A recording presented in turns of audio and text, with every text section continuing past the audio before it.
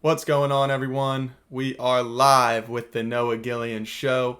I am your host, Noah Gillian. So happy you decided to join in today.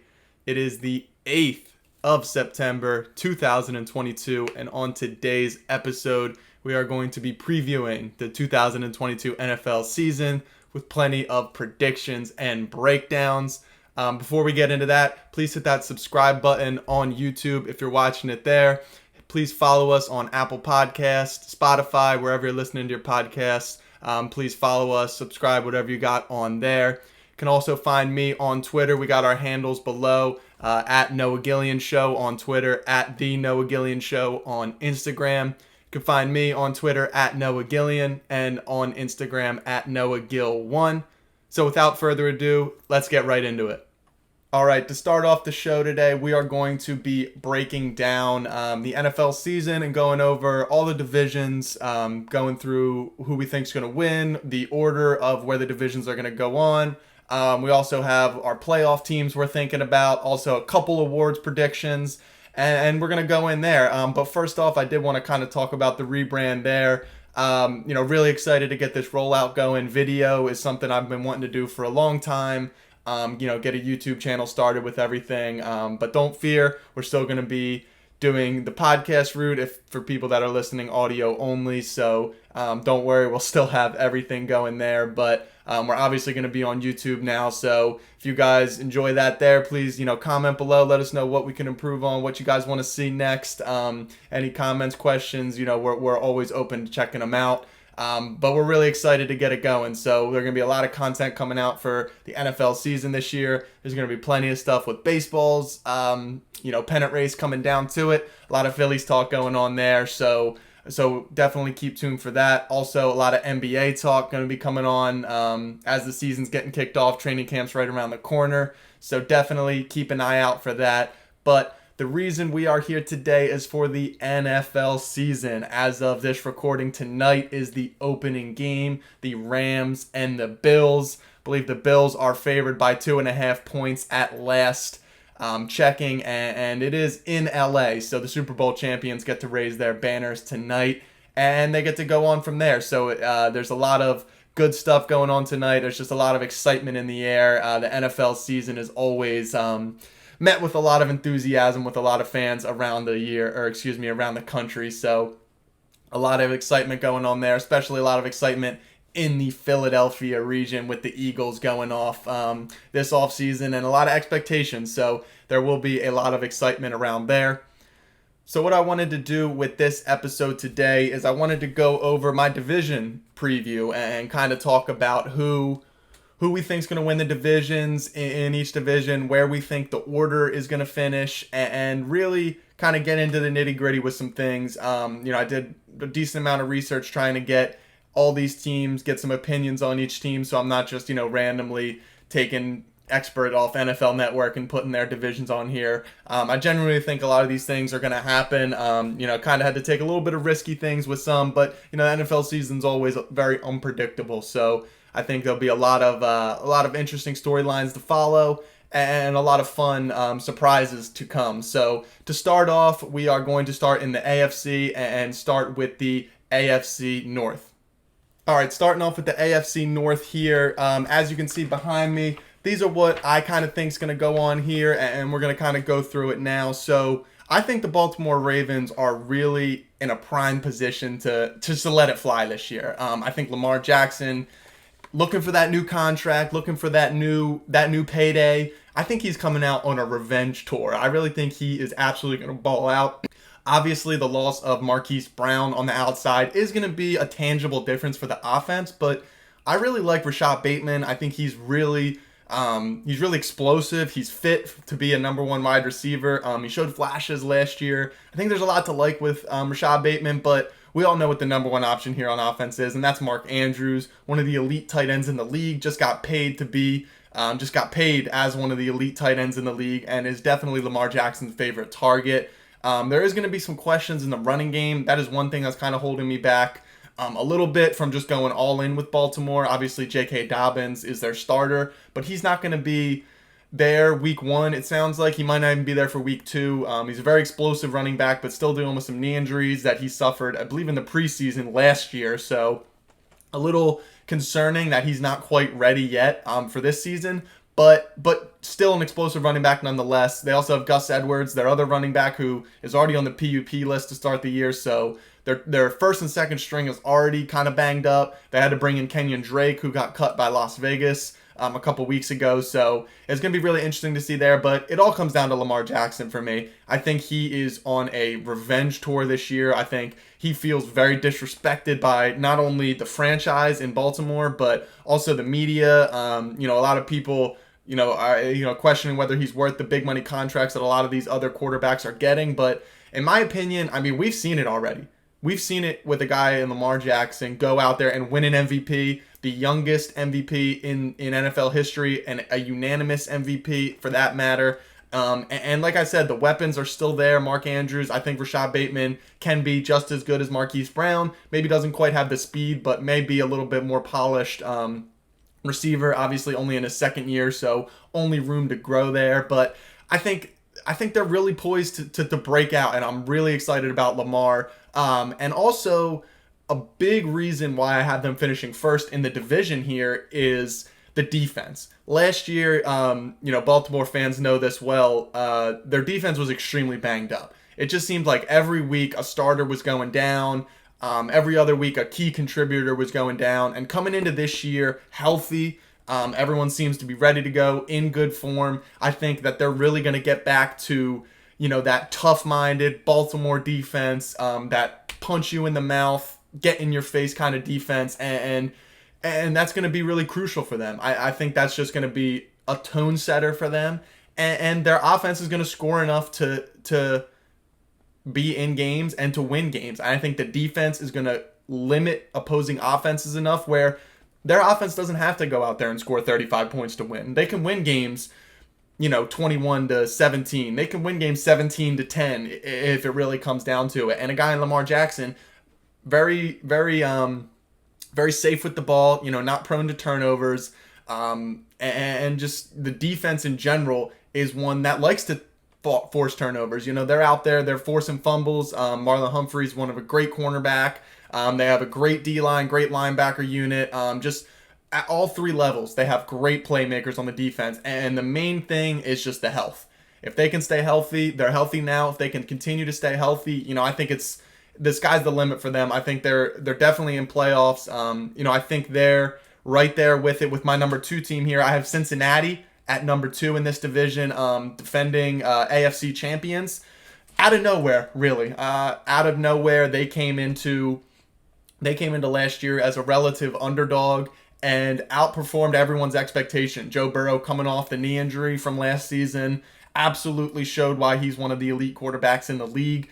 Not someone who's going to do much with his legs like Lamar Jackson or just any rushing quarterback in general, but someone who's got one of the best arms in the league and someone who's got one of the best weapons, group of weapons in the league. You got Jamar Chase, second-year receiver, set every rookie record there was last year, absolutely dominant. Showed that why he is one of the elite wide receivers in the league, why he should have been a top 5 pick, even though he took a whole year off from LSU 2 seasons ago, I believe it was now. So just an absolute stud. And then you got a guy in T. Higgins on the other side, Clemson wide receiver. I believe he's now in his 3rd season. So you just got young guys, but also who have experience. Both of those guys have playoff experience now. They have Super Bowl experience. So while they're still young, they still have, a lot in the reserves. They have a lot of stuff that they can go back on. They went into Kansas City and won. They went toe-to-toe with the Rams and almost beat them in the Super Bowl. And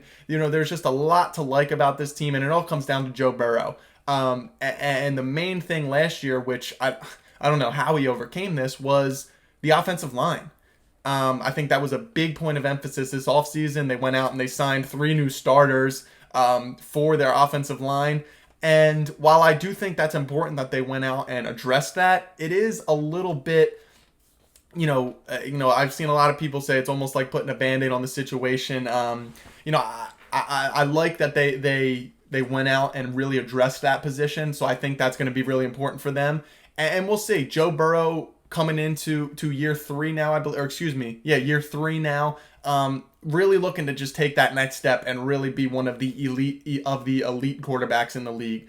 They obviously have Joe Mixon in the backfield, a premier running back in this league. So just the girth of talent on the offensive side of the ball is a reason why they're still going to be in contention here. I honestly think it's a coin flip between the two, but the combination of defense in Baltimore, along with Lamar Jackson proving it, just on that revenge tour, I'm going to show you mindset. I have Baltimore at number 1, Cincinnati at number 2. There's also that adage that, a team that loses the Super Bowl never quite has a great a year the next year. I don't necessarily buy that, mainly because Cincinnati didn't have a great regular season last year. They got hot and went into it, and I think with the confidence that they have now, they're going to have a very, very good year. But I just think Baltimore has just a little bit more, a little bit bigger chip on their shoulder, and they're going to be a little bit more hungry for it. So I have Baltimore number 1, Cincinnati number 2. I also have Pittsburgh here coming in at number 3. Very, very interesting team coming out of the North. They've been in it.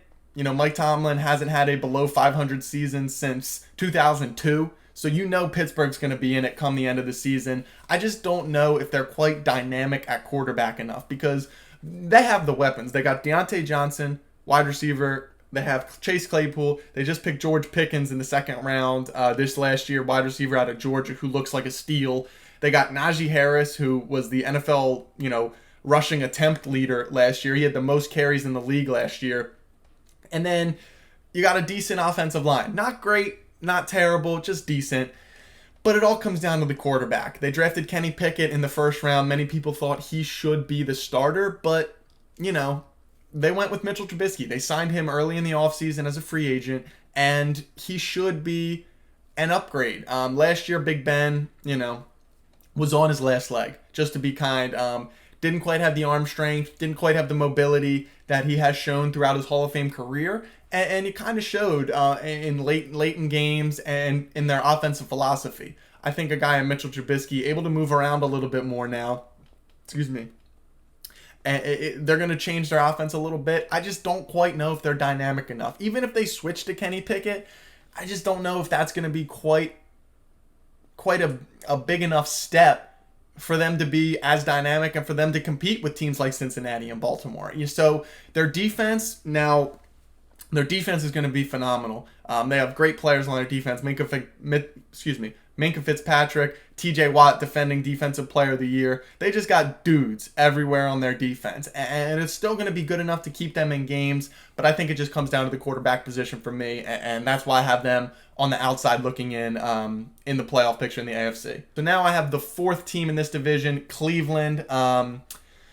This really just comes down to the quarterback position again for me. I'm sorry. Deshaun Watson is going to be suspended for 11 games, and by the time he even comes back, I don't think that he's going to be, we're looking at a full year off, and then we're looking at another 4 months off. I just don't know if he's going to be able to right the ship as quickly and get right back into the Deshaun Watson that we saw in his last year in Houston. And, at the backup position, they have Jacoby Brissett. Solid quarterback, really good backup. Not someone who you're really expecting to rely on for 10, 11, 12 weeks out of the year. So I think that coupled with maybe a lack of explosion on offense. They did trade for Amari Cooper, which I actually like. A lot of people seem down on Amari Cooper. A lot of people seem down on the weapons in Cleveland, but I like Amari Cooper. I think he's one of the best route runners in the leagues. And the fact that he's healthy now coming into the year is going to be huge for Jacoby Brissett. They obviously have one of the best running back tandems in the league in Nick Chubb and Kareem Hunt, along with one of the best offensive lines in the league. So they're still going to be competitive. But at the end of the day, and their defense is still very, very good. Obviously, Myles Garrett, one of the best edge rushers in the league. They have Denzel Ward, one of the best cornerbacks in the league. They have a great defense. They have great offensive line. They have great running backs. They have a pretty good wide receiver out wide. But to me, it just comes down to how dynamic can you be at the quarterback position. And that really is what determines success in the NFL nowadays. It's why, many teams that have great rosters, if you just don't have the quarterback, you're not going to be competitive late in games. So I just think that with Jacoby Brissett being that quarterback, their starter for that long of the season, it's just going to take them out of it. Now, when we look at next year, there's a different conversation to be had. But for this season, 2022, I just think they're not going to they're going to get in too far of a hole early to make up ground late in the season. So I have Baltimore number 1, Cincinnati number 2, Pittsburgh number 3, and Cleveland number 4. All right, switching gears now to the AFC East. This division, I believe, is pretty cut and dry. I don't want to spend too much time talking about these guys right now, but I believe that one of the main Super Bowl favorites is coming out of this division, and that's the Buffalo Bills. They're the favorite to win the Super Bowl. They're getting the most money in Vegas to win the Super Bowl. They have the MVP favorite in Josh Allen, and they have one of the best offenses in the league. Let's just not sugarcoat it there. Josh Allen should be on a revenge tour this year. Last year was an absolute stud. They came 15 seconds away from going to the AFC Championship game, and if they had a better defensive stand, they are. And that's what, people are talking about the overtime rule, and, Buffalo kind of got screwed in that sense, but you have the lead with 15 seconds left, and Kansas City's starting on their own 25-yard line, and I get it, it's Tyreek Hill, but you let him catch a slant and he runs 75 yards for a touchdown. I'm sorry, the overtime rule can't bail you out there. And I think they're really hungry this year. I think they went out and they made great additions. They went out and got Von Miller, just a superstar pass rusher. And they obviously have a great offense with Josh Allen, wide receiver. Stephon Diggs is a stud. We expect a big breakout from Gabriel Davis after his monster playoffs last year. They went out and drafted James Cook, running back out of, believe... where he was at Georgia. He was on Georgia's stud team last year. So they have James Cook, Devin Singletary, and Zach Moss. So a good three-headed running back room. They have a pretty good offensive line. Again, not great, not terrible, but just pretty good. And then, of course, they have Josh Allen. And I just keep coming back to his name. And I think that's all you really have to say with Buffalo, because they will go how Josh Allen goes. They run the least amount of run plays in the league. They throw the most, and he accounted, I believe I heard him the other day, around 30-something% of their rushing from last year.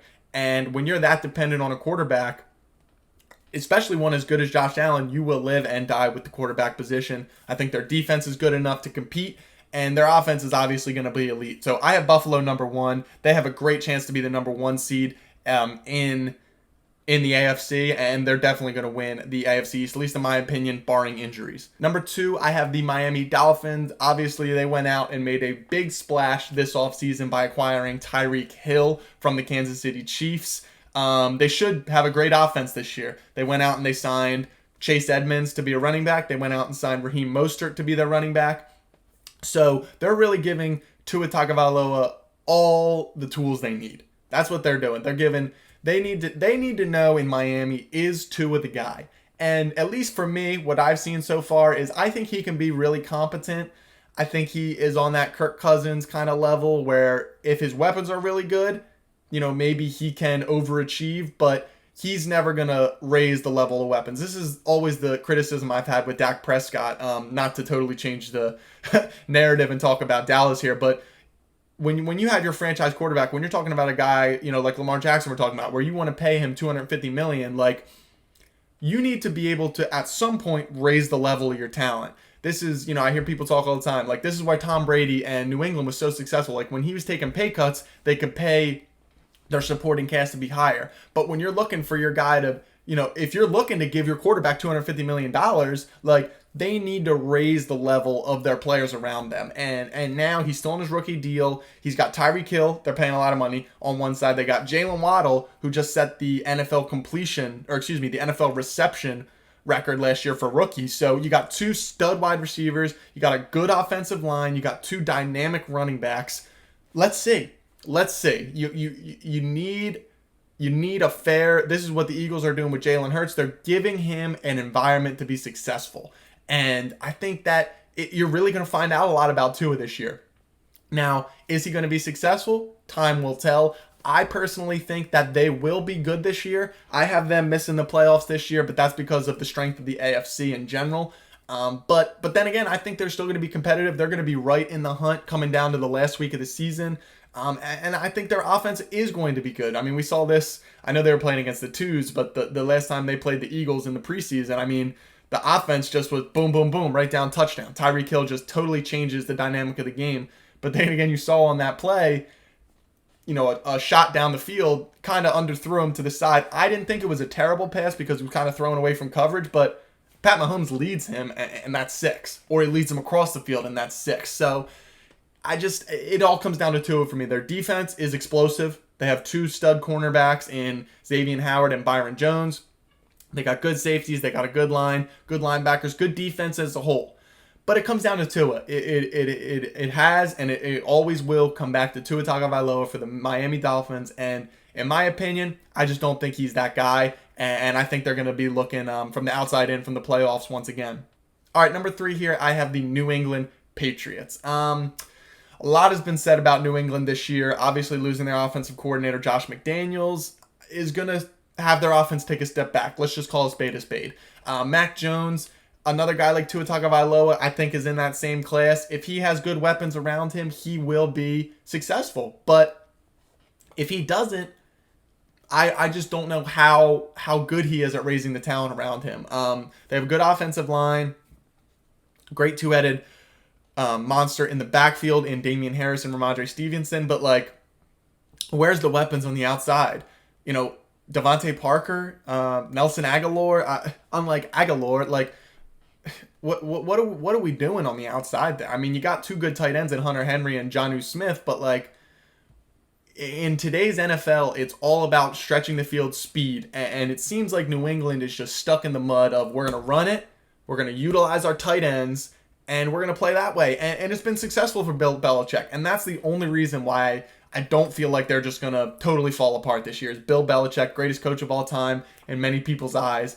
And I just think that is going to be a big reason why they stay relevant in the AFC. But overall, I just don't expect too much out of them. I think they're going to be right around 500. I honestly think they probably finish 8-9, right in that range. And, their defense is still phenomenal. They're still going to be in games with the defensive mind of Bill Belichick and the talent that they have on the defensive side of the football. But at the end of the day, I just don't think they have enough explosion, to really compete in the AFC. All right, number 4 here, we have the New York Jets. Not much to say here. Obviously, for those of you that don't know, Zach Wilson is going to be out for about the first month after injuring his knee in a preseason game, week 1 this year. So that means elite quarterback Joe Flacco will be stepping in his place. And it's weird because I kind of like the Jets offense. They go out and they draft Garrett Wilson this year in the top 10. They take Elijah Moore last year with the second pick of the second round, who really looked good last year. And they take Breece Hall, who was the best running back prospect in this year's draft in the second year. So you have elite skill position, young skill position players, but the offensive line still a question mark. Defense still a question mark, even though they have defensive head coach Robert Saleh. And I just keep coming back to the quarterback position. Zach Wilson he's got a lot to like, but there's also a whole lot not to like. So I just think the lack of consistency out of the quarterback position and the fact that he's still injured, what are you going to do? You're really relying on Joe Flacco to be your guy? I think he's good, but what are we doing here? It's Joe Flacco. You got to go out and you really got to find that dynamic guy. I think they're going to be in play for one of the 2 quarterbacks coming out this year, Bryce Young and CJ Stroud coming out of the draft this year. So they need one of those guys. Now, if one of those guys gets inserted into this offense next year, we might have something cooking. But I just don't really see it. I think they're going to be a very fun team to watch because of Garrett Mitchell. I keep calling him that. It's not his name. The wide receiver at Ohio State, Garrett Mitchell's a minor leaguer in MLB. But Elijah Moore on the other side, Breece Hall in the backfield. They're going to be a very exciting team to watch. And it's going to be fun. But at the end of the day, I just don't think they're going to win very many games. And that's why I have them at number 4 in the AFC East. All right, and that brings us to the AFC South. This is a division that I think there is a little bit of intrigue here. As you can see in my standings here, I have a pretty interesting team at number 2. But to start off, let's talk about Indianapolis because that's who's going to win this division. Barring any major injuries, that's who's going to win this division. They go out and they get rid of Carson Wentz. Carson Wentz experience had some highs, had plenty of lows. And they just decided we're gonna move off of Carson Wentz. And they bring in Matt Ryan, a former MVP in this league. Let's not forget, a former quarterback of a team that probably should have won the Super Bowl a couple years ago, barring a tremendous collapse, 28-3. Let's not forget. But Matt Ryan is a competent quarterback. He is an upgrade over Carson Wentz, and they're pretty much bringing back most of the same team. They have a dominant offensive line. They have a dominant running back in Jonathan Taylor. They have an emerging star receiver in Michael Pittman Jr., and they have a guy in Matt Ryan who knows where to put the ball, where it needs to be, when it needs to be there. They have a great defense on the other side of the ball too, and they're just a team poised to take that leap. They've just been looking for the quarterback. And ever since Andrew Luck retired, they've been looking. Every single year they've had a new quarterback, whether it was Phillip Rivers, whether it was Carson Wentz, now it's Matt Ryan. Jacoby Brissett was also trickled in there too. So it's like they've been looking for that quarterback because they've had everything else around them. Now, do they probably need one more threat on the outside? Yes. I like Michael Pittman Jr. a lot, don't get me wrong. I think he is going to break out this year and really show that he can be, top 10, 15 receiver in this league. But what happens when they double him? What are you going to get from the other side of the field? So that, I think, is the biggest question mark for Indy right now. But overall, they just have too much for the AFC South. I mean, you talk about some of these teams in the AFC South, like they could realistically go 6-0 in this division.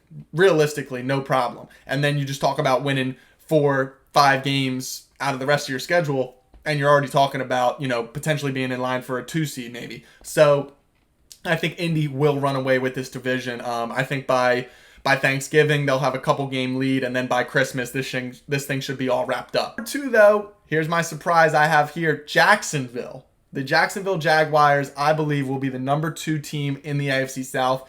Now, that does not mean they're going to be in the hunt for the playoffs, but I do think they're going to take a step forward this year. Obviously, they took Trevor Lawrence, number 1 last year, who had let's just call it what it was. It was not a good season for Trevor Lawrence. But the Urban Meyer experience in general, I think, just totally stunted the growth of a ton of players on their team. And now that Doug Peterson's in there, Super Bowl winning head coach, let's not forget, with 2017 with the Philadelphia Eagles, Super Bowl champions in 2017, let's not forget. I think that now that you have Doug Peterson in there with Trevor Lawrence, I think he's going to blossom. I really think Trevor Lawrence is going to blossom. They poured a ton of money into the offense this offseason, maybe too much, but they brought in a ton on the offensive side. They brought in Christian Kirk on a $70 million deal, way overboard payment-wise. He should not have gotten that much money, but he's dynamic. He's fast. He understands how to get open, so he will be good for Trevor Lawrence. And then you got Travis Etienne coming off an injury from last year. I think having his running mate from when he was at Clemson is going to be huge, just to have him in the backfield with him. And I just think they're going to really improve. I think their offense is going to be more explosive. I think their defense will take a step up. And I just think they're going to be competent. I think, and this is what it comes down for me. The quarterback. I always come back to that. And especially in the league now, you need to have your quarterback be your engine. And I think Trevor Lawrence is that guy. He was a generational talent the whole way up into the NFL. His whole career was deemed this generational talent. And I think he is good enough now that he has now that he has a head coach who understands the NFL and isn't just going to be someone who is power hungry like Urban Meyer was. I think that Trevor Lawrence is really going to blossom. And I see them really making noise in the AFC, being a surprise team this year. And I think they're going to finish number 2 in the AFC South. And I have the Tennessee Titans finishing at number 3 in the NFC South. The number 1 seed in the AFC last year, I think, is just going to free fall. They didn't lose a ton, but, they lost A.J. Brown, superstar wide receiver now on the Philadelphia Eagles. They lost Julio Jones, future Hall of Fame wide receiver. Wasn't always healthy last year, but obviously Julio Jones is a presence on the offensive side of the ball. Derrick Henry is coming back. The offensive line is solid, but I just think that now that, they're going from A.J. Brown and Julio Jones to Robert Woods and Treylon Burks, the rookie wide receiver out of Arkansas. I like Robert Woods a lot. I think he's going to be really good. He's going to be a great vet in the room. He's a great run blocker. He can get open. He's your number 1. I just don't really love that for their offense. And Ryan Tannehill was also the beneficiary of a lot of big plays from A.J. Brown, from a lot of those guys. So I don't really love Tennessee this year. They just lost one of their star edge rushers on the defensive side of the ball, to a torn ACL. He's out for the year. So I just think their defense takes a step back, their offense takes a step back, and along with the emergence of Jacksonville, I think that they're really going to fall this year. I think they're going to be way out of the playoffs, and I just think they're going to free fall down the division a little bit, and we're going to kind of see, we're going to see how good a coach Mike Vrabel is, and we're going to see what this system can do running with Derrick Henry and really relying on that. Is Ryan Tannehill going to be good enough where they can overcome stacked boxes? Is that going to be the case? I don't know. And it's going to be interesting to watch, but I just think they're going to take a big step back this year, and they're really not going to be in playoff contention. That brings us to the Houston Texans, and not much to break down here. They're going to be one of the worst teams in the league. I do like Davis Mills. He's solid. He's a good backup quarterback, but he is going to be their starter and going to be relied on their starter. So then again, I don't really love them. They do have some interesting skill position players in Damian Pierce and Brandon Cooks. Criminally always slept on Brandon Cooks. But they just don't have enough. Their defense is not good. Their offense is not good. They're going to be one of the worst teams in the NFL, and really not too much to break down there. All right, that brings us to the AFC West now, and this is the best division in football, and I'm so excited to watch how this plays out because every single team in this division went out and they improved. Either free agency, the draft, all these teams went out and they improved dramatically. The quarterback play in this division is phenomenal. The skill position players are phenomenal. The defenses are phenomenal, and it's just going to be great. But number one, I have the Denver Broncos. I think Denver is really in store for a Los Angeles Rams type season this year. They go out and they trade for superstar Hall of Fame quarterback Russell Wilson. And I think this is almost very Tampa Bay-esque of 2020. They have a phenomenal roster in place. All they're looking for is the quarterback. They have a phenomenal defense with young studs all over. They have great skill position players on the offense, and they have a good offensive line. All they need is that leader of men at the quarterback position, and that's what Russell Wilson is. They don't have a lot of veterans in Denver right now. They have a new head coach, a rookie head coach in Nathaniel Hackett, and Russell Wilson is going to come in there, and from day one, he's going to be like, we are going to win, and we are going to believe in each other, and we're going to succeed. And when you have a veteran who's done it before, he was in the Super Bowl when a lot of these guys were in college and in high school. So they've been watching him for his whole career, 10 years, whatever the case may be. They are going to ride with him. Let's ride. But the thing with Russell Wilson is he is still an elite playmaker at the quarterback position. Let's just talk about some of the weapons here. Cortland Sutton, superstar athlete. Jerry Jeudy, first-round draft pick, superstar athlete. KJ Hamler, Penn State product, taken in the second round a couple years ago, the same draft as Jerry Jeudy. Elite slot speed, at the slot position. And then you talk about the running backs. Javonte Williams, who I absolutely adore. I think he's going to be a breakout stud this year. Already showed last year what he can be. And you got a guy in Melvin Gordon, a very competent veteran backup. And you have a good offensive line. So you're already just talking about the offensive side of the ball. I think they're going to be explosive. Cortland Sutton is a guy who can push the ball down the field. Jerry Jeudy, someone very technical route runner. KJ Hamler is going to be phenomenal on jet sweeps, going deep, all the case may be. And Russell Wilson loves to throw that thing deep. He loves that moon ball that he can throw down there. Tyler Lockett made a career off of that. And I just think that Russell Wilson inserting into this offense, they're going to take a monster step forward.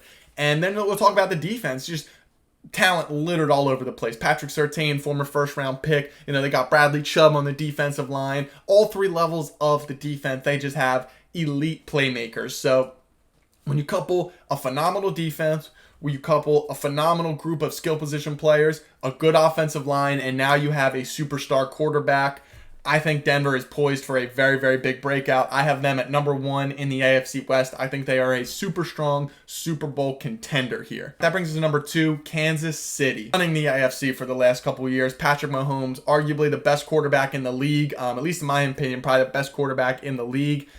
There's some question marks. There is definitely some question marks here with Kansas City. The loss of Tyreek Hill, what does that do to your offense? They replace him with Juju Smith-Schuster, Marquise Valdez-Scantling. They drafted Sky Moore. They still have McCole Hardman. What does the offense now look like? I'll tell you what most of the offense is going to look like. Travis Kelce. He is going to absolutely eat this year. They still have the best tight end in the league, arguably, and his connection with Patrick Mahomes is going to be crucial for them. Now, I do like Marquise Valdez-Scantling as a deep ball threat. Juju Smith-Schuster, I still think can be a pretty good wide receiver. He can be an elite playmaker. Still been dealing with some injuries, so we'll see how that kind of holds him back. But it really comes down to, for Kansas City, it comes down to how explosive they can be on offense, because I think their defense is going to be just as good. Now, the loss of Tyrann Mathieu in the back end is going to be felt early. Early in the season, they're going to miss the ball hawk, the playmaker on the backside of their defense. So I think that's a legit fear for Kansas City fans. The loss of Tyrann Mathieu is going to be tangible on the defensive side of the ball. They still have Frank Clark, though, on the defensive line, so you already have a superstar defensive lineman there. But I still think they're going to be good. They're still going to make the playoffs. They still have the best quarterback in the league. They still have one of the best head coaches in the league. They still have one of the best just foundations of a franchise in the league. So we're not really discounting them totally, but I just think that just in general, they're still going to be there at the end of the day. And I want you guys to hear what I'm not saying here. They're still going to be there at the end of the day. They're going to be right there with Denver down towards the end of the season. But I do think they're going to come in at number 2 in this division come season's end. And at number 3, I have the Los Angeles Chargers. So the Los Angeles Chargers, I think, are primed for a monster year. Their offense is going to absolutely explode this year. I really wanted to put them higher than 3 in this division, and that just shows you how good this division is. Like, the Los Angeles Chargers in any other division, honestly, any other division, I'd probably have them winning it, because they got a superstar young quarterback in the making in Justin Herbert. They have 2 elite wide receivers in Mike Williams and Keenan Allen. And then you have one of the best running backs in the league in Austin Eckler. You have a great offensive line, and the whole package revolving around Justin Herbert is phenomenal. And the main reason it's going to go is because of Justin Herbert. I keep coming back to the quarterback. But he is going to be one of the best in the league. I think he has a chance to win MVP this year. He's going to put up ridiculous numbers. And Los Angeles in general just got so much better. Their defense, who'd they go out and add? Oh yeah, Khalil Mack, dominant. J.C. Jackson, cornerback from New England, dominant. They have Derwin James on the back end at safety, dominant. Like Joey Bosa on the defensive line, dominant. Their whole defense, all 3 levels, they have elite playmakers. Their offense, they have elite playmakers all over. It comes down to the offensive line for me. I think they're good, not great, not terrible. They're good. And it really just comes down to me with the offensive line and just the division in general. I think that Kansas City is just a little bit better. I think Denver is really going to take that step forward. Denver and Los Angeles are my 2 teams that I think are really going to break out this year. And this division is just going to be an absolute bloodbath. So, like I mentioned, if they're in any other division, the Los Angeles Chargers, I think they win it.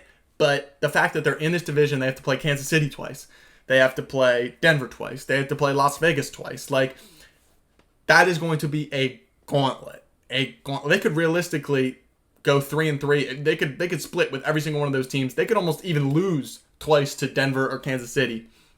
So I think their schedule is going to be very tough. But then again, they missed the playoffs last year. So outside of their division, their schedule shouldn't be too crazy. But overall, I think they're going to take a massive step forward. But at the end of the day, they're going to finish 3rd in this division. I still have them making the playoffs. I'll get to, my full playoff field after we finish up with the divisions. But, I think they're going to finish 3rd in this division. All right, number 4, I have Las Vegas Raiders. They went out and probably made one of the biggest splashes this offseason by trading for Davante Adams, former college teammate of their superstar quarterback, Derek Carr. Now, Derek Carr's been getting a bad rep for a lot of years, but this is a guy who in 2016, I know I'm going way back, was right there in the MVP discussion. Let's not forget that. I think a lot of people, have seen Vegas over the last couple years when they were Oakland, not really overachieve or really do too much. But I think now with Davante Adams, they got Darren Waller at the tight end position, one of the elite tight ends in the league. They have Hunter Renfrow, one of the elite route runners in the league. Their offense is really going to take a step forward. They have Josh McDaniels now as their head coach and play caller. So I think scheme-wise, they're going to be much more buttoned up. They're going to be much more explosive, much more dynamic. And it really just comes down to their defense. They have Max Crosby and Chandler Jones on the defensive line who are going to cause havoc in the AFC West for those quarterbacks, Justin Herbert, Russell Wilson, and Patrick Mahomes. But, do they have enough on the back end? Do they have enough at the middle linebacker position? We're talking about Denver's defense. We talk about Los Angeles Chargers defense, even the Chiefs defense to some degree. I think the Chargers and Broncos are definitely ahead of Kansas City. But you talk about those teams, it's it's a step down for Las Vegas's defense. So I have them coming in at number 4. I still think they are going to be in it. When they're playing out of division, they're going to look superior to a lot of teams. But at the end of the day, when you're in the AFC West this year, you just have to be so above and beyond everywhere to even be considered. So I have them at number 4, wrapping up the AFC West. All right, so now we're going to switch gears to the NFC now after we talked about the AFC, and we're going to start with the NFC North. Now, this was one of the biggest debates I had. I was going back and forth for all week, really making my predictions, making my divisional previews, and really struggling with who I had winning this division. And I ended up landing on Green Bay, and it really just comes down to Aaron Rodgers. I mean, the back-to-back MVP, Aaron Rodgers is arguably at the top of his game at 38 years old. And he did lose Devontae Adams, so that is going to be a major question. The big question with Green Bay is their wide receiver core. There's no doubt about it. They have David Bakhtiari, lineman, coming back. They have 2 linemen who were injured last year coming back, so the offensive line in general should be a much stronger unit. They have a ridiculous 2-headed monster in the backfield in Aaron Jones and A.J. Dillon, 2 of the elite running backs in the league, regardless of anything. Put it in a vacuum, they're 2 of the elite running backs in the league. And then you have Aaron Rodgers, one of the best quarterbacks of all time, future Hall of Famer. And it just comes down to the wide receiver room. They got a lot of question marks in the wide receiver room. Rookie Christian Watson has been hurt. He was out of North Dakota State. They took him in the 2nd round. He's been dealing with some injuries during camp. They have 2 veterans in Sammy Watkins and Randall Cobb. Are they good, serviceable wide receivers? Yes, but they're way past their prime. They're not going to be people who you're really relying on. Let me take that back. He is going to rely on those guys, but they're not someone who you can count on to be your number 1 guy anymore. It's just not the case with them. Great careers, don't get me wrong, but the last time, Randall Cobb was around when they had Jordy Nelson and all those guys, Greg Jennings. So you're talking about now 2022, really solid, but not that guy. They have a couple other guys in Romeo Dobbs and Alan Lazard. I'm really excited about Alan Lazard. I didn't want to forget his name. He's going to be their number 1 wide receiver, I believe, personally. Aaron Rodgers already talked him up, but the casual fan doesn't know all these names. You don't know Alan Lazard, you don't know Romeo Dobbs, you don't know Christian Watson, and those are the guys who Aaron Rodgers is going to rely on throwing the ball to. So I think this is really going to be a run-heavy team. We talk about their defense now, elite defense. This is one of the best defenses Aaron Rodgers has had. You talk about Jair Alexander out at cornerback position. Dog. And just at all 3 levels, they have guys who can really compete and play really, really well. So, I think they're going to be an elite defensive unit, and that along with the run game and the fact that Aaron Rodgers is just the Rolodex that he has in his mind of defenses he's seen, game scripts he's seen, he's going to be able to navigate this division. He's going to go 4-0 against Detroit and Chicago easily, but it's really going to come down to Minnesota. I think Minnesota at number 2 here is a legit threat to them, and I feel like we say this almost every year, whether it's bounced between Chicago and Minnesota. They're going to be a legit threat this year. They moved on from Mike Zimmer as their head coach. They bring in a more offensive-minded head coach. They bring in a guy who's got a little bit more ideas on how he wants to really run this offense, former offensive coordinator from the Los Angeles Rams. So he's familiar with Sean McVay's system. He's familiar with an explosive offense. And I think that you got guys like Justin Jefferson. You got guys like Adam Thielen, KJ Osborne as your wide receiver unit. Justin Jefferson, one of the elite wide receivers in the league. It's just not even fair how good this guy is. And then you also got a guy in Dalvin Cook running the football behind a good offensive line who's one of the elite running backs in the league. So you have skill position just to spare on the outside and in the backfield.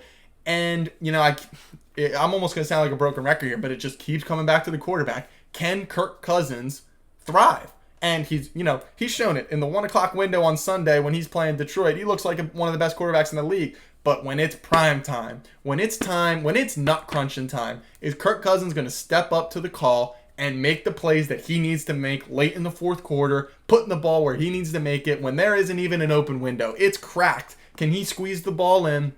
And can he get it to his playmakers? Because that's really what it's going to come down to. You can talk about the scheme change. You can talk about Justin Jefferson breaking Calvin Johnson's receiving record. You can talk about Dalvin Cook one of being the elite running backs in the league.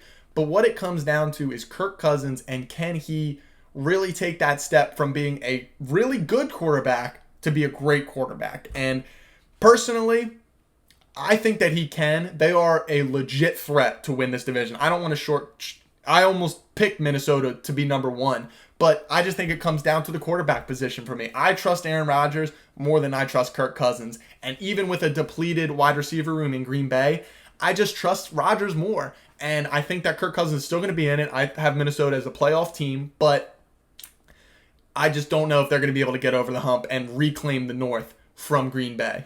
All right, number 3, I have the Detroit Lions. Hard Knocks team this year. I think that they're going to be really feisty. I think they're going to play really hard. They got guys all over. Jared Goff, obviously, their quarterback, but DeAndre Swift, an elite running back in this league. I think their offensive line is going to be much better now that it's healthy this year. They did lose Big V, Vaitai, former Eagles offensive lineman who's now with Detroit. But, they still have Penei Sewell. They still have a lot of guys up on front. They have some options out wide. They have DJ Chark. Amon-Ra St. Brown came on really hot to end the year. So they have the semblance of an explosive offense. They went out and they drafted Hutchinson from Michigan, number 2 overall, to be a pass rusher for the defense. They have Jeff Okudah, who they drafted number 3 a couple years ago at the cornerback position. So they got some young guys who they need to step up, and I think they're going to play hard. I think their coach... I'm drawing a blank on his name now, but I think that he gets them to play hard. The whole team in general is going to fight, and that's going to be a scary proposition for a lot of teams going into Detroit. I'm already nervous as an Eagles fan, them going in there. I think that's a game they could realistically lose, but I think they're just going to fight. I just don't know if they have enough top-end talent. I don't know if Jared Goff is really going to be able to raise the talent around him enough for them to be anything more than, a 7-10 team, a 6-11 team, and just be on the outside looking in the NFC North and in the NFC playoff picture. All right, number 4 now here, I have Chicago Bears. This is a team that overall I just think doesn't have enough. Justin Fields, I actually like Justin Fields. I think he's an elite playmaker at the quarterback position. I like the running backs in David Montgomery and Khalil Herbert. I like Darnell Mooney at the wide receiver position. I like Cole Kmet at tight end, but their defense just has nothing. Roquan Smith, their star middle linebacker, already requested a trade, but he's like, all right, I'll play this year out. It's just the writing's on the wall in Chicago. They have a brand new head coach this year, so at least they are taking some steps to improve that aspect of the game. But I just don't think they have enough at the end of the day to compete with some of these teams. Even Detroit, I think, is in a much better spot than Chicago. They're going to be looking for some help next year in the draft, and I think all you're looking for in Chicago is growth from Justin Fields, and that is really going to determine, your success down the road. All right, that brings us to the NFC South. Very interesting division here, surprisingly, because Tampa Bay has ran it for the last 2 years. Obviously winning the Super Bowl 2 years ago and being really close to getting back to another NFC Championship game last year. I have them winning the division again. A lot of people I do see have New Orleans shocking some people and winning this division, but at the end of the day, I'm not betting against Tom Brady. I'm sorry, I've done it before. I've done it in the past, but the one time I did do it was, Super Bowl 52, Philadelphia Eagles did beat Tom Brady, obviously, in the Super Bowl to raise the Lombardi Trophy. Let's not forget that point. But at the end of the day, Tom Brady's in Tampa Bay now. He's got the weapons. He's got Mike Evans. Chris Godwin should be healthy. He's got Leonard Fournette in the backfield. And it's Tom Brady. At the end of the day, that's just what it comes down to. Is your quarterback good enough? And he is. Now, there is legit questions. Let's not sugarcoat it. The offensive line, big question. Ryan Jensen, their center, went down in the preseason. Big question. Other offensive linemen have gotten hurt. Tristan Wirfs, their star left tackle, dealing with some, soft tissue injuries. That's a legit question. And we all know with Tom Brady, when he does get flustered, it's with pressure right up the middle. And with Ryan Jensen not there, some other injuries at the guard position, you could potentially see a little bit more pressure in his face. But at the end of the day, what do I keep saying? It's Tom Brady. I think they're going to figure out they have a legit defense. I mean, they just have dudes everywhere. They have great linebackers, a great defensive line, great secondary. At the end of the day, they just have a little bit too much, and they have the most dynamic quarterback in the division. So I think they're going to finish number 1. I have New Orleans finishing at number 2 here. Early in the offseason, the Philadelphia Eagles obviously made a deal early in the offseason to acquire their first round pick next year. And a lot of people are like, oh, they could be a surprisingly bad team this year. Who's going to start at quarterback? Is Alvin Kamara going to be suspended? What's Michael Thomas going to give you? But at the end of the day, their defense is so good. It's so good. Their secondary is phenomenal. Their linebacking crew is great. They still have Cam Jordan on the defensive line. They got Marcus Davenport on the defensive line. Their defense is going to be phenomenal. And that's going to be their story of their season. But it comes down to how successful they can be, and if they can be a playoff team, it comes down to their offense. Alvin Kamara, one of the best running backs in the league, one of the most elusive running backs in the league. There were a lot of questions whether or not he'd be suspended.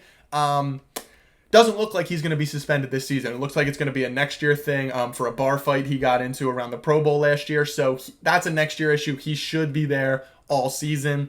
You got a really interesting wide receiver room with Michael Thomas, one of the formerly elite wide receivers in the league. Been dealing with some injuries the last couple years. They went out and they draft Chris Olave, Ohio State wide receiver, who I think is a stud. I'm really excited to watch Olave this year. And then they go out and they get a Jarvis Landry off the free agent thing. So you're talking about 3 pretty good wide receivers, and then you have a guy in Jameis Winston at the quarterback position, everybody's favorite quarterback. A guy in Jameis Winston who last time we saw him as a starter threw for 5,000 yards, threw for 30 touchdowns. But he also had 30 interceptions. So, that's where you got to really be careful when you're evaluating Jameis Winston. The highs are really, really high. It just comes down to, is he in the right space in terms of where do I need to go with the ball? When do I need to get the ball where it needs to be? And is that man down the field in triple coverage, is it worth going for the shot? And if he reserves himself a little bit more, if he plays within the offense, I think they'll be pretty good. I think they can win 9 games. They can be right in that playoff picture. They can be right in the wild card hunt. And it's going to be interesting to see what they do with their head coach. Obviously, Sean Payton's not there anymore. Dennis Allen is the new head coach in New Orleans. Also, it just came back to me for some reason. Dan Campbell, obviously, head coach of the Detroit Lions. I don't know why it just came back to me now, but Dan Campbell, obviously the head coach there. But New Orleans, they have a lot of interesting pieces. They have a defensive-minded head coach. Their offensive line, they have some injuries there, but still pretty solid of a unit. So I think they'll still be right in the wild card hunt. But I think at the end of the season, when the dust settles, they'll be right on the outside looking in. All right, at number 3 in this division, I have Carolina. Obviously, they made a big splash. They went out and signed Baker Mayfield. Baker is, how do I put this? Baker is a good quarterback. Let's just put it that way. He is a good quarterback in this league. He's shown that he can be very, very positive for a team. And let's just talk about the skill positions, because I think that's where the intrigue comes out. You got Christian McCaffrey, the best running back in the league. Let's not even question it. Maybe him and Derrick Henry have a good claim there. But Christian McCaffrey, one of the most elite running backs in the league. You got a guy in DJ Moore, who is a very, very good wide receiver. A lot of people don't know about DJ Moore, but he is a great wide receiver. And then you got a couple other guys in Robbie Anderson, some other guys that are around there. Terrace Marshall, who was on the great LSU team from a couple years ago in the slot. Decent offensive line. And it's going to be how far can Baker take them. I think their offense in general is going to keep them in some games. But at the end of the day, this is a 7-win team. This is not a team that's going to contend for the playoffs, but a team that will have some surprise wins this year and is going to be on the front of every national radar this year in week 1, because they go back to Cleveland, obviously Baker Mayfield's last team. So that is going to be a great game to watch, but not terribly dynamic on the defensive side of the ball. Matt Rule is definitely on the hot seat as a head coach there. So it's going to be really, really interesting to see. I do think Baker raises their ceiling a little bit from Sam Darnold last year. But it really just comes down to the health of Christian McCaffrey for them, comes down to the health of their wide receivers. And if they can stay healthy, I think they're a 7-win team, maybe an 8-win team. But I think that's their ceiling, and that's kind of really going to be where they settle. All right, number 4 here, I have Atlanta. This is clearly a team that's maybe not tanking, but wink, wink, nudge, nudge, might be looking for one of the top picks in the draft last year. Calvin Ridley, superstar wide receiver for the Falcons, obviously was suspended for a year for his gambling issues, I guess you could say. I mean, he bet $1,500 on FanDuel. I mean, I know a bunch of guys who do that all the time, but he got suspended for a year, so an interesting decision there from the NFL, but he will not be playing this year. They go out and they draft Drake London, wide receiver from USC. They have Kyle Pitts, who they took in the top 5 last year in the draft. They have a couple interesting pieces, but like their defense just has no answers, and it's really just going to come down to Kyle Pitts, Drake London, and nobody really else. So I think they're easily going to finish 4th in this division. They'll be fun to watch just because Kyle Pitts is one of the best tight ends in the league, but they got Marcus Mariota at their quarterback, so we'll see what he can do. Desmond Ridder they took at quarterback, so they'll have him kind of in the wings. He'll probably get some time this year, but this is a team that's going to be in contention for the number 1 pick. All right, let's move to the other Western division in the NFL now, in the NFC, and talk about the NFC West.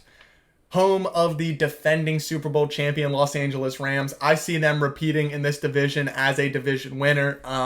There's been a lot of questions about Matt Stafford, about his elbow this year. He's probably got some kind of forearm strain, some kind of UCL Tommy John issue they were talking about, but he got a little surgery this offseason. He's been on a pitch count, so to speak, in the preseason, and I think he'll be fine. He says he's going to be fine. McVay says he's going to be fine. All of them say he feels great. I have no reason to think otherwise. Cooper Kupp won the receiving Triple Crown last year, put up one of the best seasons in NFL history at the wide receiver position. So you expect him to take a step back statistically, but he's just absolutely unguardable. And then the rest of their offense, they bring Cam Akers back from injury. They have Darrell Henderson in the backfield, so they have great guys there. The question is going to be at left tackle. Andrew Whitworth was an older player, but was a very elite player at the left tackle position. He retired, so it's going to be interesting to see how that offensive line reshuffles. But overall, they bring in Allen Robinson at the wide receiver position, a player who had a very bad year last year, but was also on the Bears, so I'm going to cut him some slack. He's still an elite wide receiver in this league, in my opinion. So you got a guy in Cooper Kupp and Allen Robinson on the outside with a elite quarterback in Matt Stafford, and you got a couple good running backs. You got Sean McVay, one of the best play designers in the league. They are going to be a legit threat to repeat. Do they? I don't have it happening, but I think they are going to be in contention for the 1 seed. It is a tough division, but I think they're going to be very good. They go out and they have Bobby Wagner at middle linebacker. They still have Aaron Donald, let's not forget, who did not retire this offseason. Still have Aaron Donald. They still have Jalen Ramsey. This team is absolutely loaded. There are some question marks with Matt Stafford's elbow with the offensive line, but at the end of the day, the defending Super Bowl champions, at least in my opinion, are going to take the NFC West once again. Number 2 I have in this division, San Francisco. This was one of my debates, this 2-3 kind of spot right here. I kind of got San Fran and Arizona. I think they're really interchangeable at this point, and the main reason I say that is Trey Lance. Nobody really knows what Trey Lance is at the quarterback position. I'm pretty sure he started 3 games in the last 2 seasons. One of those was 1 game at North Dakota State, and then he started 2 games last year in the NFL. So, what is Trey Lance? We don't know. What I do know is Kyle Shanahan is an elite head coach. They have an elite running game in San Francisco. They have an elite tight end in George Kittle. They have an elite wide receiver in Deebo Samuel. They have an up-and-coming star in Brandon Ayuk at the wide receiver position. And they have a great defense with Nick Bosa on the defensive line. Fred Warner, I believe, is still in the middle linebacker position there. Excuse me if I'm missing that part, but good defense, really good skill position players, good offensive line. They've arguably one of the best players in the league at the offensive tackle position in Trent Williams at the left tackle position. And I'm making all these points why they're one of the best teams in the league, and then it just all comes down to the quarterback. I keep coming back to that. Is Trey Lance enough? They bring back Jimmy Garoppolo for some reason to be their backup quarterback. They couldn't find a trade partner for him, so he'll be back as the backup. It's going to be interesting to see how long a leash they give him. They've been really adamant that Trey Lance is their guy, Trey Lance is their guy, Trey Lance is their guy. But as we all know, especially in Philadelphia, when things don't go great for your starting quarterback, who's everybody's favorite guy? The backup quarterback. Let's put him in there and see what he can do. And oh yeah, what does Jimmy Garoppolo do? Only won an NFC conference championship game and led us to an NFC conference championship last year. So like, I can see fans turning on Trey Lance very quickly if he doesn't develop at a rapid speed. But then again, I do think they're going to give him all season and really let him grow.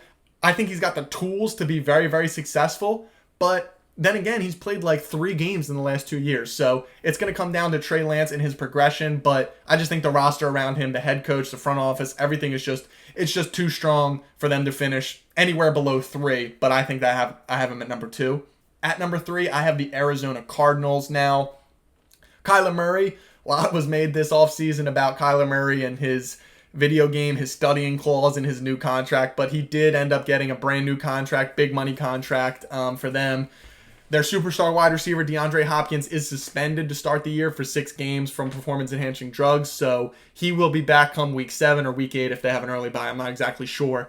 But when he comes back, he'll be a superstar. They went out and they traded for Marquise Hollywood Brown from Baltimore, so you're seeing a lot of options offensively. They got Rondale Moore, a second-year player out of Purdue who is very explosive. They got a guy in James Conner who's a serviceable running back, really, really good around the goal line. And they got a good offensive line. And they got a great quarterback in Kyler Murray. So offensively, they have all the pieces to be successful. For me, it comes down to Cliff Kingsbury. Is he a good NFL coach? We don't know. They looked great last year to start the year, and then when DeAndre Hopkins went out, it was almost like they didn't have any answers. They really started a downward trajectory last year. They looked absolutely terrible and overmatched in the wild card game they looked absolutely overmatched and terrible in the playoffs last year against the Rams, and it was not pretty for them. Now, their defense, they have J.J. Watt still. They have great pieces on the defensive side of the ball. Budda Baker at the safety position. So it's going to be interesting to see how good they can be. I think they can be the second team in this division. I have them making the playoffs. So it's going to be really interesting to see there. But I want to see what's up with Cliff Kingsbury. Is he that good coach? Because I know Kyle Shanahan is. I may have questions about Trey Lance, but I know Kyle Shanahan's a good coach in San Francisco. I just don't know if Cliff Kingsbury is that guy in Arizona, which is why I have them finishing 3rd. All right, finishing 4th in this division is Seattle. I think everyone's pretty much got Seattle at 4 in the NFC West. I don't want to say they're just going to be terrible all year because I do like Pete Carroll. I think he's a good coach. I think as the year progresses, they will get better, but this just isn't a very good roster. I mean, you're talking about a quarterback competition between Geno Smith and Drew Lock. What are we talking about here? They do have elite weapons on the outside in DK Metcalf and Tyler Lockett, but if you can't get them the ball, they're not going to be very good. Their defense is just devoid of talent. They do have Jamal Adams, but he's a borderline linebacker at this point, and they just don't have a lot of talent there. So I think they're going to be another team in contention for the number 1 pick, and they're a team that's going to be, especially in this division, I think they're going to be a team that's going to lose a lot of games. All right, now back to the NFC East. Finally, we make it all the way to our hometown Philadelphia Eagles division, and a lot of buzz has been around this division. A lot of buzz has been around the Philadelphia Eagles. They've been a big winner from this offseason, and I can't really blame them. I am very nervous, as Jason Kelce said it best. When the media thinks the Eagles are going to be good, they usually suck. And when they think we're going to suck, we're usually pretty good. So I'm really nervous. Cautiously optimistic, I'd say, is the better term. But let's just talk about some of the additions. A.J. Brown, I mean, I've already talked about him a ton on this podcast, so I don't want to go into huge detail as I have. But A.J. Brown, James Bradbury, Hassan Reddick, Kazir White, Chauncey Gardner-Johnson at the safety position. Like, just so many great moves. They have the best offensive line in the league, easily, in my opinion. They have a good good stable of running backs in the backfield. A.J. Brown, Devontae Smith on the outside, 2 very good wide receivers. In my opinion, it all comes down to Jalen Hurts. I've said this numerous times on the last couple podcasts. It comes down to Jalen Hurts. I think the makeup of him, the intangibles, the work ethic, I think that lends himself to overachieve. And with the roster around him being built up, I think they'll be very, very good. Are they going to be a 1 seed? A lot of people have said that. I'm not going to go that far, but I do think they're going to win this division. I do think they're going to win this division just based off the moves they made, the momentum they have, and hopefully the play of their quarterback, Jalen Hurts. All right, at number 2, I have the Dallas Cowboys in the NFC East.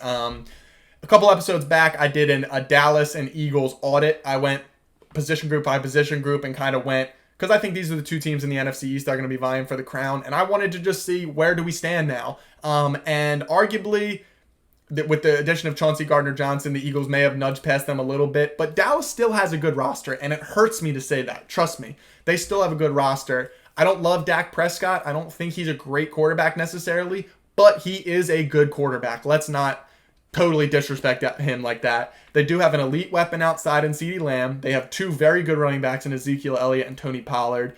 Their offensive line, what was once a strength for them, one of the best in the league, is now a question mark. I mean, when you're going out and you're signing Jason Peters in September to be your starting left tackle at 40 years old, the Eagles fans know how that goes, even when he was a couple years younger. So I think it's going to be really, I mean, they still have one of the best players in the league in Zach Martin at right guard, but like, their offensive line is a legit question mark. And their defense, while very good last year, was very good to takeaways. They led the league in takeaways. I think they had 32 takeaways last year.